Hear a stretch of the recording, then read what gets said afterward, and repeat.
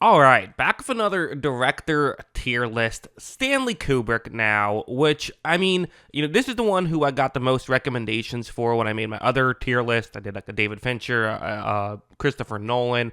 I think it's an interesting way to discuss a filmmaker's kind of career as a whole. And for Kubrick, I've never, I think, officially sat down and figured out who my favorite director is, but it probably is Kubrick. My relationship with Kubrick, which I should probably get into before we get too far into the list, is I think a lot of people's relationship with Kubrick, which is you first find yourself getting into movies. I think that, you like most people, I saw 2001. My dad showed it to me when I was younger, but then I kind of start watching some other stuff. I'm like, oh, I should watch A Clockwork Orange, right? I'm 19 years old. This is the movie I gotta see. And then once you kind of go down that rabbit hole, you see The Shining, and I sort of, fell in love with his movies. Then I think that he's made some very unique movies, and I think it should be a really interesting list. Only 13 movies as well, which is interesting. Not a lengthy career, but yeah, big fan of Stanley Kubrick. And let's get into the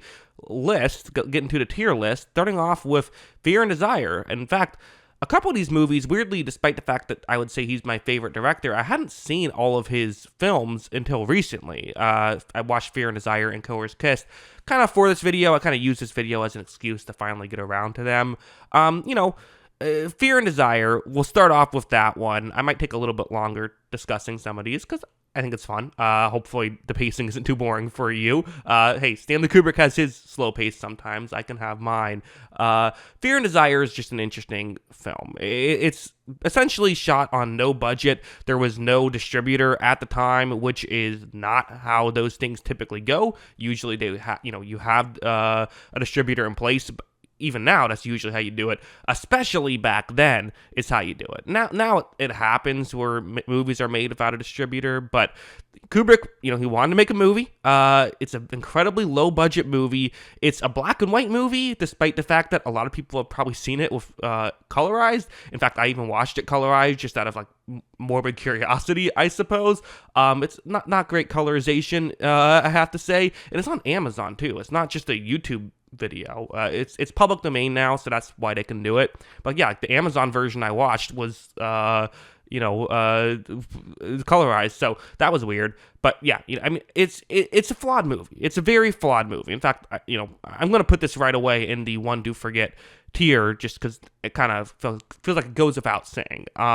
It definitely has the feel of a if you haven't seen it, which I'm assuming many people haven't, it has the feel of just a film student's first attempt at a movie, which is kind of what I love about it in a sense, because you think about where Kubrick's career is going to get towards. The fact that it started here is just incredible, I think.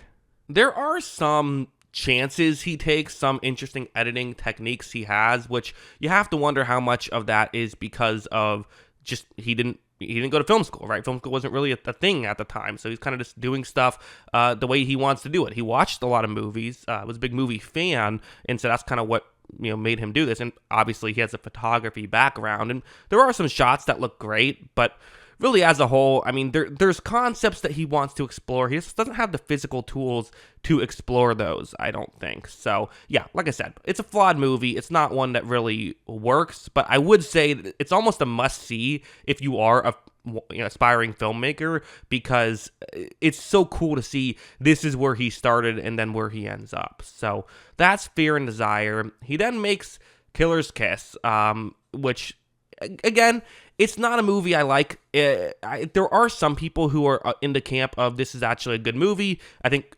Kubrick says this is his first movie. I think he still says it's not a very good movie, but he's like, at least doesn't disown it like he does Fear and Desire. So this, for him, Kubrick thinks he's only made 12 movies, and he thinks one of them stinks, Killer's Kiss. I don't know if I would say it stinks, but I still think I'm going to put it into one to forget tier. Again, there's some interesting stuff in there. Like, the mannequins are cool. Like I said, some of the way it's shot is visually interesting. He did have a knack for that even early on in his career.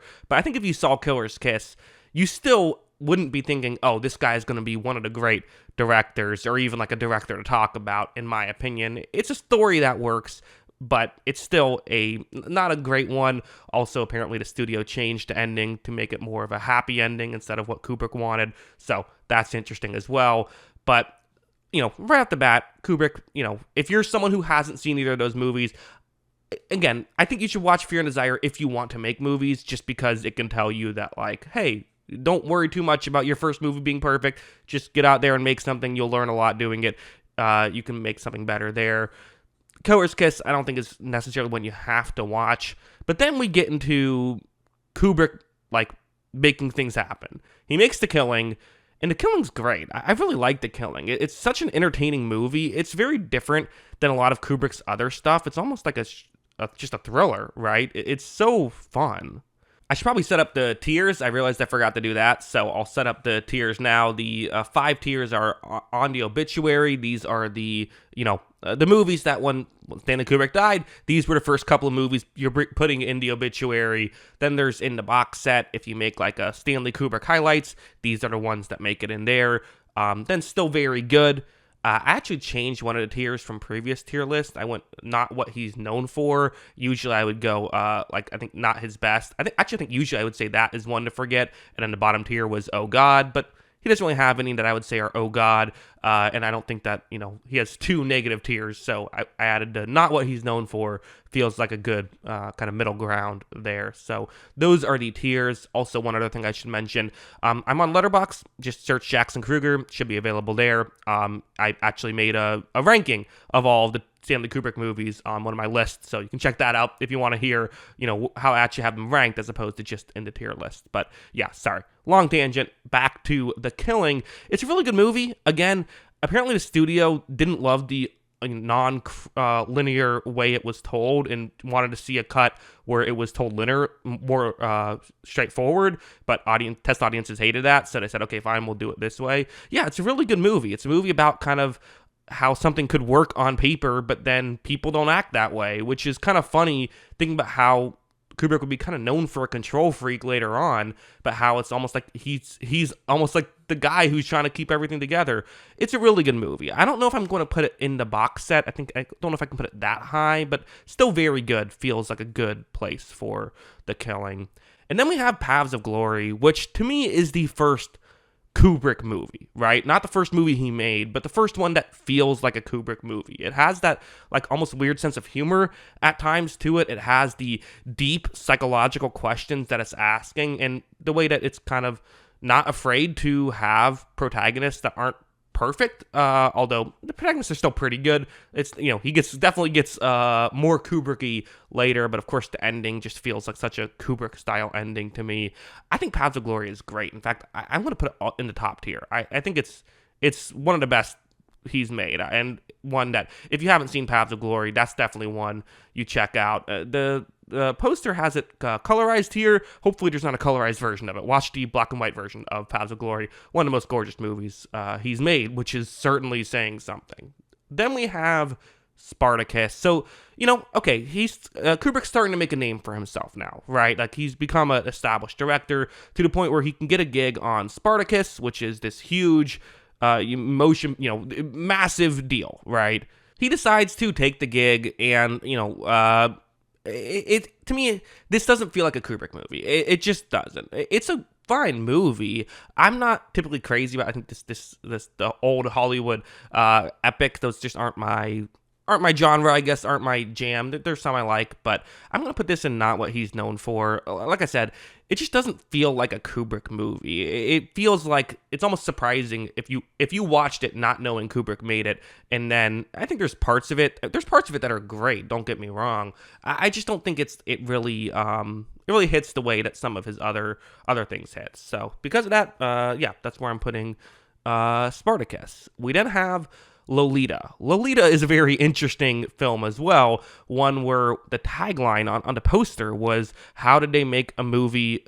How did they make a movie out of Lolita?" Because there's two major reasons why people were concerned about this being a movie. The one is the obvious. It tells a story of a man sexually assaulting a child and grooming her. Right? It's a heavy subject matter. But And so that's the concern. Kubrick kind of got around that by just casting an adult as the young woman, which as the girl, which makes sense, right? Just changed, age someone down. Sure, totally makes sense. The other thing is just the way the book is written. The book is written from the first perspective of the main character, and it's often told in ways that when you read it, you can kind of read between the lines as to what is happening. So it's a unreliable narrator. You can't really do that in a movie. So you lose a lot of the brilliance of the book when you adapt it into a movie. I think Kubrick did a pretty good job of adapting it. I think it's a really good movie, in fact, actually. I think it's compared to one of the best books of all time. It's going to lose some stuff. And I would say that this is an example of, in some degree, Kubrick changing things and not kind of just making stuff based on, what the book says. He kind of had to here. But I think this is an interesting diversion with Kubrick. Because you see him, I'm going to put it in the still very good tier.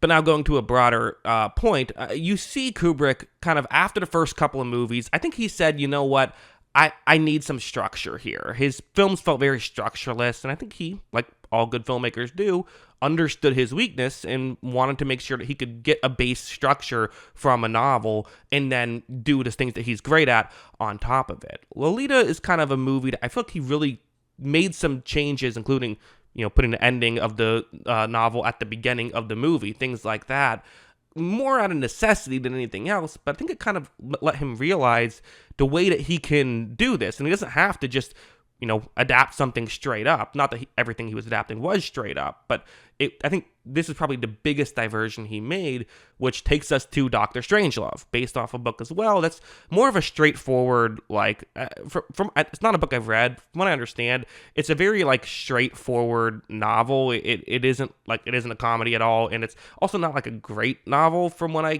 gather. But Kubrick thought the structure could work as a comedy, and I think that he was right. It's a very funny movie. What's interesting is that, from what I understand, the structure of the novel is almost the exact same as the structure, and even some of the dialogue is the same, but just delivered in different ways to make it humorous instead.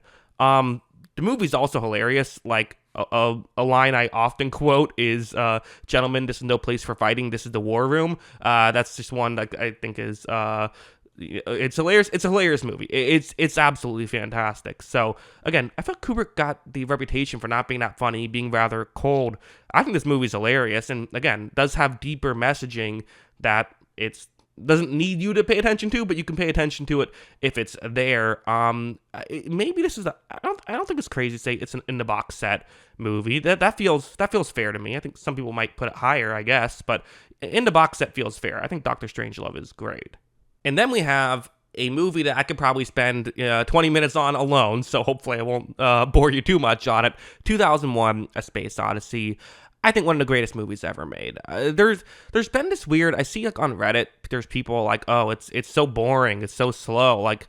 I don't know. I mean, there are slow moments for sure, but I wouldn't say that they're boring slow moments. Again, I've watched a lot of more slow cinema than 2001. Just this month, I watched Satan Tango. So 2001 feels like a breeze compared to that.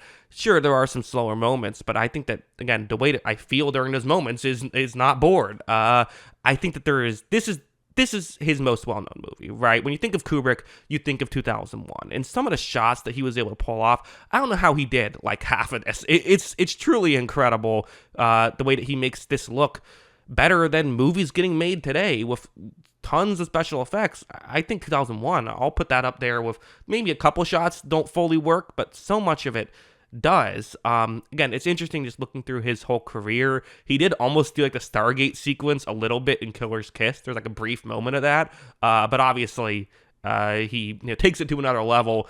And what's interesting about this one as well is it's not really based on a book. He got an author to help. He wrote a book and the movie was made kind of at the same time, and so they were kind of working on a structure together. So I still think he got someone to figure out a structure that worked. But it's definitely his most experimental movie. There are sequences, though, that are just straight up great, tense sequence. The Howl sequence is just amazing, right? It's an incredible looking movie. It's tense sequences are absolutely tense, and the way that it doesn't give you so much information, I think with a lot of other movies would just not work. But there is an incredible, almost hypnotic way of watching this film, of the way that it kind of catches you in and makes you feel like you're exploring through space and exploring different dimensions and exploring different things that you just can't physically understand because you're human, which we've seen movies kind of talk about before, like, Interstellar, and I think definitely discussed these types of concepts, but I've never seen a movie other than 2001 make you feel those type of concepts. Definitely a fantastic one. If you're someone who watched it when you were younger and maybe found it boring, I don't know. I would suggest if it's in theaters, maybe check it out there, or maybe if you have a friend who has a big screen and a good sound system, make sure you have the music playing loudly. That's I feel like the one thing. But yeah, I think it's one of the best movies ever made, easily on the obituary. I think it's his best movie. I think it's his magnum opus, in my opinion. However, the next movie to talk about, A Clockwork Orange, I have 2 Stanley Kubrick movies, and I have a list of, I think it's like 27 movies now, the best movies I've seen. It's an ongoing list. Eventually it'll get to 100, but it'll probably be a while before I do that. But just kind of a fun thing I've been doing, again, on Letterboxd if you're interested. A Clockwork Orange, there's 2 movies that I have of Kubrick's on that list, and he made them back to back, 2001, and then goes to A Clockwork Orange. Again, there's interesting stuff with the adaptation of this, which, the novel, it's interesting because the novel there's 2 different releases. There was an American release and then the non-American release. The non-American release had, spoiler alert for A Clockwork Orange, but it had Alex kind of naturally grow out of the violent phase that he had. It has kind of an epilogue where that happens. In the American version, that didn't exist. That's the version Kubrick read. That's the version Kubrick wanted to adapt. He did go on to say that had he known about that epilogue, he wouldn't have put it in the movie. But again, I think that there is an argument for and against that being in the story, but I just love that not being in the story. I do. Again, this is the incredibly unique nature of someone like Stanley Kubrick, in that we have seen certainly more art housey directors than Kubrick, but usually they have to work on very small budgets. Their movies are not very profitable, and they have to figure out ways to make it work. Someone like Kubrick, who can just work with the biggest budgets imaginable and still take on such unique stories and unique concepts, is something I don't know if we're ever going to see again, to be honest. And it is kind of what makes him a one-of-one type figure. A Clockwork Orange, of course, kind of tells the story of a rapist, a murderer who is gets forced to go to a program where essentially has to be forced to not want to do those things anymore. He, of course, still wants to do those things, but it makes him feel physically ill, and now he can't. And it puts it's a film that asks the question of, if someone is awful, how would you feel about forcing them to essentially not have free will anymore? It's a question about free will, and the kind of the arc, or I guess lack of an arc, that he goes throughout it is just, again, it's something that only Kubrick could explore, because no one else would have the budget to be able to pull off some of these unbelievable shots while being able to do this. As I mentioned before, I think it's one of the best movies ever made, so of course I'm going to put it in on the obituary tier. Absolutely fantastic. And then we have Barry Lyndon, which also, I just have to say, the fact that he went from Dr. Strangelove to 2001 to A Clockwork Orange to Barry Lyndon to The Shining. I mean, talk about like a 5-movie stretch where you're sitting, home run after home run. Barry Lyndon, debatably the best looking movie of all time. I mean, some of the shots it's cliche, but some of them feel like straight out of a painting. It's unbelievable how good looking it is. It's such an entertaining movie. It's another movie that has a difference in the novel and the book, as in the novel, the protagonist is shown to be a cocky guy, not by a third person, but by a first person. He's giving you the events, but due to what he's saying, you can kind of tell he's full of it. The novel, or excuse me, the book does have narration, but it's a third person narrator. So that's interesting. I think it's the protagonist, Ryan O'Neal, or the guy who played the protagonist, Ryan O'Neal, reportedly hated this movie because he thought he was like going into like an epic where he was going to be seen as cool and not like this, character that's very much a a goofy protagonist, I guess. Another example of Kubrick going after these not so perfect protagonists.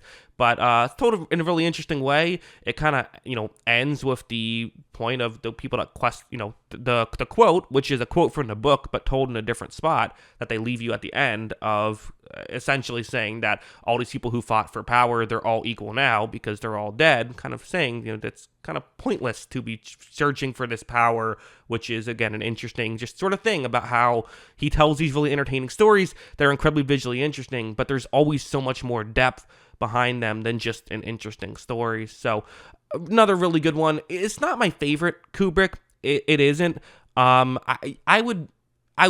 could talk me into, honestly, either one of In the Box Set or Still Very Good. I think maybe this is the hot take, but I think I'm going to put it into Still Very Good. No, I'll put it in the box set. I think it's a really good movie. It's great. What am I saying? Barry Lyndon, fantastic. Is a bit long for me personally. I do think that I maybe would have liked the 2.5 hour cut of it, but at the same time, there's no part of it I want to cut out. So I don't know. But yeah, really good one. And then we have The Shining, another one that some people would put on the obituary. I don't think I'm quite there. I really like The Shining. I think I'm going to put it in the box set. It's a fantastic film, one of the greatest horror movies ever made. I don't think all of the horror aspects work on me. Horror is subjective. What scares you is subjective. So because of that, that's where I have it. But there is just so much. Again, it's a Kubrick tier list. Anyone else making this movie, it's easily one of their best movies ever. Probably the best movie they make. But for Kubrick, it's not, because he's made so many other great ones, in my opinion. Still, a fantastic movie, though. It's another one that has a lot of deeper messages. And also, I think part of this isn't the movie's fault, but I get annoyed by the, that Room 237 documentary, where it's just people kind of like guessing on stuff or just not understanding how movies are made. You get some weird takes with The Shining of people reading too much into stuff, but that's also part of the beauty of the movie, is it challenges you to read into things. I think that some of the horror stuff is still incredibly effective, I would say, and it's another one where it's kind of hard to talk about this movie without bringing up the difference between this and the novel. Of course, famously, Stephen King, take a step back, the hype going into this movie could not be higher, right? I mean, you have potentially the most well-known, or one of the most well-known writers having one of their best books, if not their best book, getting adapted by someone who is known for making incredible works of art out of adaptations. I mean, this how could you get more hype than that? Movie comes out, does not do well, and Stephen King famously did not like the film, and it makes sense. The film is just very different than the novel. Some people have kind of speculated, King was jealous of Kubrick, that's why he didn't like The Shining. I've never really bought into that. I mean, Stephen King has been very complimentary of other good adaptations of his work. I really think it's just the novel was very personal to King. It was something that, it was about sort of alcoholism and about kind of letting the dark inner thoughts take you over, which The Shining movie basically just gets rid of all of that. So I think what King loved about the book and what made it personal for him, Kubrick kind of just got rid of. So it kind of makes sense to me, at least, that I think that King isn't going to love the movie as much as someone like you or I might. It's an incredible movie, though. And for Kubrick, his job isn't to make Stephen King like it. His job is to make the audience like it. And it's fantastic. And it's also just so visually stunning. I got actually a box set, not the ones that are in the box set, I guess, but I got a box set of, it has The Shining 2001 and the next movie we're about to talk about, Full Metal Jacket, all on 4K. The Shining, one of the best looking movies that you'll see as well. I think I've said that for half his movies. He makes a lot of good looking movies. What can I say? Full Metal Jacket, another interesting one. So this is a movie that is known for a lot of things. For one thing, it's kind of often used as a reason for why anti-war movies don't fully work all the time, because despite this very clearly being an anti-war movie, enrollment for the military went up after this movie came out. So, which it could just be, you put the idea in people's heads, and when they sit down and watch it, even if the movie itself says don't go to war, now it's in their heads. They say, well, it's a way to make money. So I don't know, but that's an interesting kind of side note in this film. I think the general takeaway with Full Metal Jacket is usually that a lot of people will say the first part of it is incredible. 10 out of 10, no notes. It loses some steam once you get to the actual Vietnam War side of things. And while I don't fully disagree, I still think there's a lot of really good stuff throughout. And I don't agree that it feels like two different movies. That's not true. I agree. It feels like two different movies, but I don't agree that like it is two different movies. I think that they're definitely. I mean, listen, the plot gets completely different. Like it's a different setting. There is a lot of changes, but I think that you could kind of watch the first movie in a sense, or first part of it, and get a lot out of it. But I think comparing the two together really kind of fully sells what Kubrick is going for, in my opinion. I think just having someone get kind of turned into a killing machine, and instead of taking it out on someone else, taking it out on the military leader and then himself, that's an interesting story. But then when you contrast that with our protagonist, Joker, kind of turning it on just who he's supposed to turn it on, but still singing childlike songs and not actually growing to be a hardened killer, really, but more so just doing what he is now supposed to do, is an interesting story as well, I think, and completing kind of the message of what Kubrick is saying. I think Full Metal Jacket's also really good. I'm going to put it in the box set as well. Kubrick has made a lot of good movies, to the point where when I'm putting some, like, I'm looking at this, I'm like, oh man, is it fair to put The Killing this low? But The Killing's awesome. It's just, he's made so many good movies. What can I say? Finally, let's get to his last movie, Eyes Wide Shut. It's a movie that, again, some people love this movie. Some people, I think you'd get some people to say like it's one of his top tier movies. I am not one of those people. I think that there are moments that do feel a little slow. There are moments that the whole thing feels like a dream, and not always in a good way, although sometimes in a good way. The fact that it was essentially shot on, it wasn't New York. It was something to make it seem like New York, because Kubrick just didn't feel like filming in New York anymore. It's interesting because in the first couple of movies, the positives that were mentioned, like The Killing and Killer's Kiss, was how it almost had a documentary style feel to it. You compare that with the end of his career, Eyes Wide Shut, it couldn't feel more fake. And there is an interesting beauty to that as well. It is an interesting story about sort of toxic masculinity, and it's told in a story where it's based on a very old novel, so it's kind of told as an outdated story, but I still think telling it in not today, but not too long ago's time, gives it, a unique feel to it. I think the ending is brilliant, the sort of more ambiguous ending to it all, there's a lot I really like about Eyes Wide Shut, and I'm also just kind of a sucker for like all-in-one-night movies, so still very good, feels fair to me. I don't think it's a top-tier Kubrick, but I'm not someone who like hates it like some people do either. I think some of the quote-unquote flaws are, if not intentional, still very interesting to me and kind of adds to the film. So that is my Stanley Kubrick tier list. It was a long one. I got a lot to say. Probably could have gone on and said more things about each of these movies, but at a certain point I had to move along. But yeah, I mean, only 3 movies I put below the still very good tier. Again, there's so many great films here. If you haven't seen, I would say, if you haven't seen any of the bottom 3, you don't have to go out and see them. If there's any of these top ones that you haven't seen yet, check it out. They're all worth watching, unless you're someone who is a bit, The Shining's not for everybody, right? Certainly, Eyes Wide Shut, not one to watch for your parents. Like, they're not all for everybody. But if these are your kind of movies and you haven't seen the top. Is that top 10? I would make sure you check those out because they're incredible in my opinion. But yeah, those are my thoughts. What are yours? Let me know in the comments below. Always love hearing from y'all. And of course, as always, thanks for watching.